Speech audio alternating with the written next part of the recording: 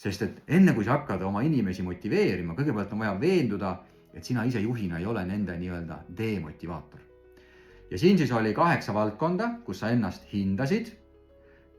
Ja esimene samm oligi siis nende hinnangute hulgast leida 2 sellist tegevust, mida sa väga ei ole teinud, ehk siis nad said madalama hinde ja proovida neid järgnevatel kuudel kasutada, vaadata, kuidas see sulle endale mõjub, mida tiim ütleb, reageerib. Teine samm oli küsida selle sama testi alusel oma töötajatelt endale tagasisidet ja seda 2 eesmärgil. Ühelt poolt saada aru, kas ja kui suur sul see pime nurk on. Ehk siis see, kuidas ma ennast hindan ja tajun, kas see on enam-vähem joondunud sellega, kuidas minu meeskond tajub. Aga teiselt poolt siin on palju suurem psühholoogiline eesmärk.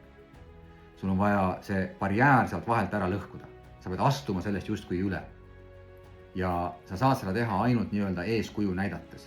Kommunikeerides selgelt, et ma tahan teada, kuidas mul päriselt läheb. Ma ei küsi teilt tagasisidet selleks, et kedagi siin liistule võtta. Ma tahan ise juhina areneda, ma tahan ise paremaks saada, ma tahan ise olla sellele meeskonnale tugev ja hea liider. Aga ma lõppkokkuvõttes ju ei tea, kuidas moodi teie mind tajute.